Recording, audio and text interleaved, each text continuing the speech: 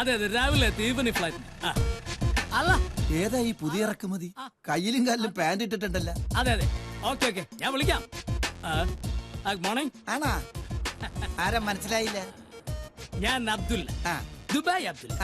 ഇരുന്നാട്ടൊരു കാലി എടുക്കാം. No thanks. ആയിക്കോട്ടെ. ഈ ടാക്കീസിൽ എങ്ങനെയാ, നല്ല കളക്ഷൻ വരാറുണ്ടോ? പിന്നെ കളക്ഷൻ വരാറുണ്ടോന്നോ? ആഴ്ചയിൽ 7 ദിവസം നല്ല കളക്ഷൻ അല്ലേ? അല്ല, ടാക്സി വിലക്ക് വാങ്ങാനും മറ്റോ വന്നാണോ? എങ്കിലും ഒരു കാര്യം ചെയ്യാം, നമുക്ക് മാറി ഇന്ന് സംസാരിക്കാം. അതെന്താ? ഇവിടുത്തെ നാട്ടുകാരത്ര ശരിയല്ല. എങ്കിൽ അതാ മിസ്റ്റർ ഭരതൻ, ഞാൻ ഈ ടാക്കീസ് വാങ്ങാൻ വന്ന ആളൊന്നും അല്ല. പിന്നെ ശരിക്കും പറഞ്ഞ ഞാനൊരു ഫിലിം ഡിസ്ട്രിബ്യൂട്ടറാണ്. മനസ്സിലായില്ല. പറയാം. അതായത് എന്റെ ഈ അത്രയുമുള്ള ഗൾഫ് സമ്പാദ്യം കൊണ്ട് ഞാനൊരു ചലച്ചിത്ര വിതരണ കമ്പനി തുടങ്ങാൻ വേണ്ടി പോവാ. അതായത് ദുബായ് റിലീസ്. നല്ല കാര്യം.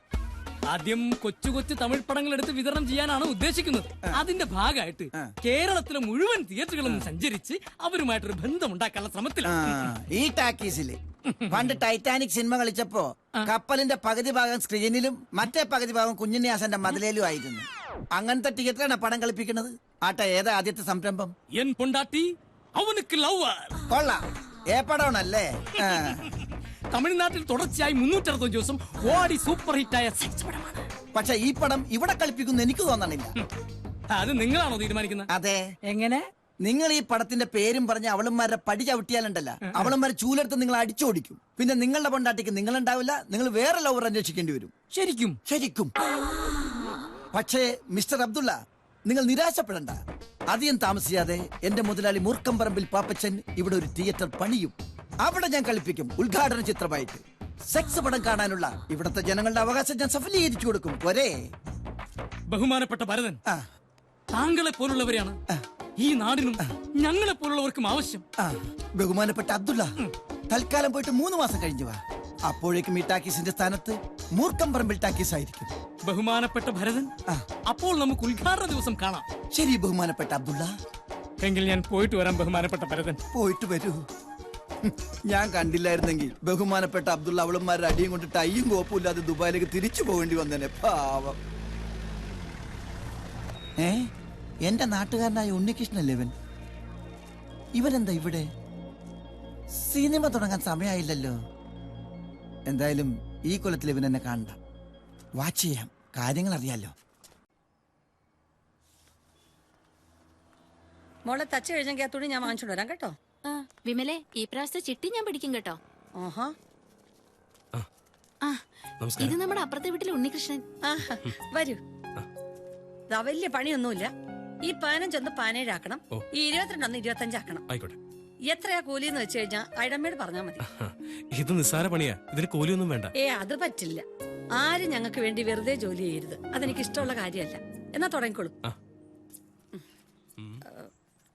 അല്ല, ഈ ചെറുക്കനെ കണ്ടിട്ട് എനിക്ക് എന്തോ ഒരു പന്തികേട് തോന്നുന്നു. അയ്യോ, ഒരു പാവാ. എന്നാലും വന്ന സ്ഥിതിക്ക് എഴുതി കഴിഞ്ഞിട്ട് പോ. അയ്യോ, അതൊരു മര്യാദക്കാരനാ. അതിനെ നോക്കി നിന്നാലേ ബസ് അതിന്റെ പാട്ടിന് പോവും. വാ ഇങ്ങോട്ട്. ഇങ്ങോട്ട് വരാൻ.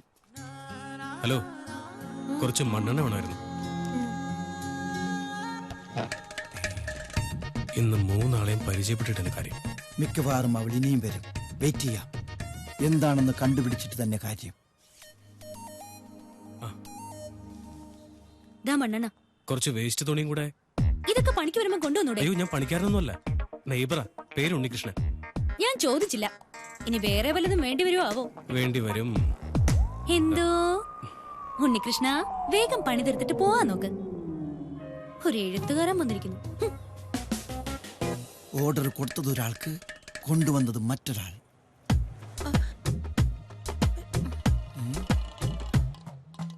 അകത്ത് പോയവളെ കാണുന്നില്ലല്ലോ. ഇനി ഇവൻ അകത്തേക്ക് ചെല്ലാൻ വേണ്ടിയാണോ വെയിറ്റിംഗ്? രണ്ടിലൊന്നറിഞ്ഞ എനിക്ക് പോകായിരുന്നു.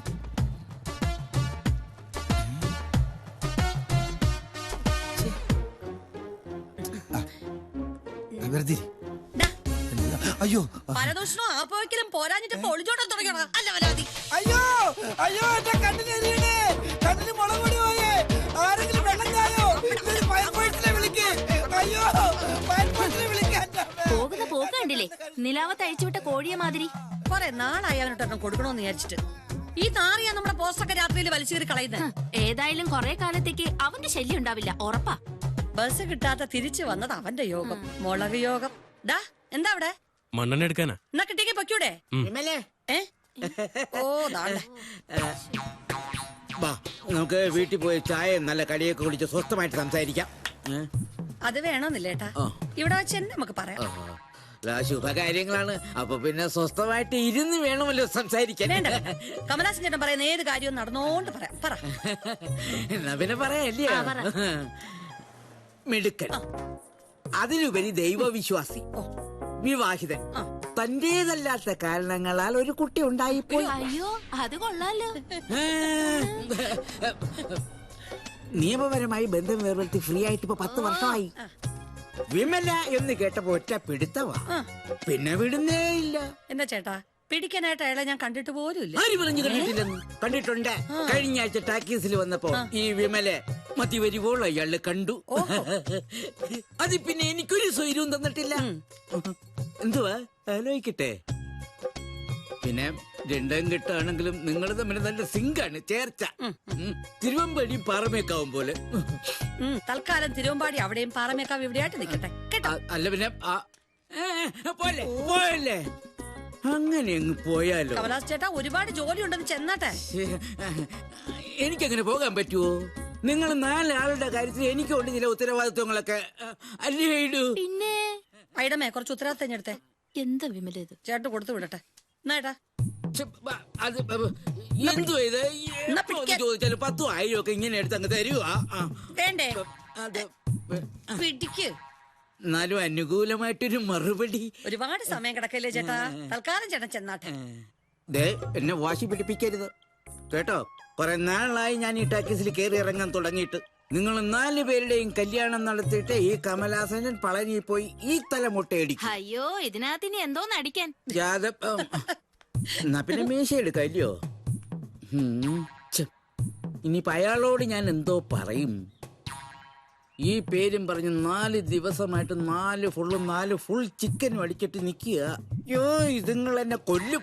ഒത്തിരി നാളായില്ലേ നമ്മൾ തമ്മിൽ കണ്ടിട്ട്. അതെ അതെ, പണ്ട് നിന്നെ കൊണ്ട് ഞാൻ ഷാപ്പിൽ പോയി, ഓർമ്മയുണ്ടോ? കുടിച്ച് ഷാപ്പ് മുഴുവൻ ഛർദിച്ച് നാറ്റിച്ച് നിന്നെ കൊണ്ട് വീട്ടിൽ ചെന്നപ്പോ അതിന് അമ്മയുടെ നല്ല ചീത്ത ആശാൻ കേട്ടില്ലേ? ആട്ടെ, നീ എപ്പോഴാ ജോലിക്ക് കയറേണ്ടത്? ഇപ്പൊ തന്നെ താമസിച്ചു, അതുകൊണ്ട് നാളെ തന്നെ ജോയിൻ ചെയ്യാണ്. അത് ശരി.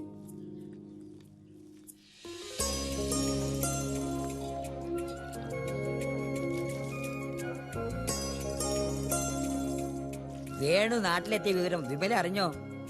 ഇല്ല. ഇപ്പോഴും ഈ മനസ്സിൽ വിമലയാണെന്ന് എനിക്കറിയാം. ഒരു ഗ്രൗണ്ട് സപ്പോർട്ടായി. മനസ്സിൽ പരസ്പരം ഇഷ്ടമുണ്ടായിരുന്നിട്ടും ഒന്നിച്ച് ജീവിക്കാൻ കഴിയാത്തവരാണ് ഞങ്ങൾ. വിമലയുടെ മനസ്സറിയാവുന്നതുകൊണ്ട് ഞാൻ നിർബന്ധിച്ചതുമില്ല. വേണ്ട ആശാനെ, ഞാൻ പോവുക. വീട് വൃത്തിയാക്കാൻ ഒരാൾ വരാമെന്ന് പറഞ്ഞിട്ടുണ്ട്. ഞാൻ ഇടയ്ക്കിടയ്ക്ക് വരാം. വരണേ, വരാതിരിക്കരുത്. വരാം. ഇനി ഏതായാലും ഒരു കൂട്ടായി.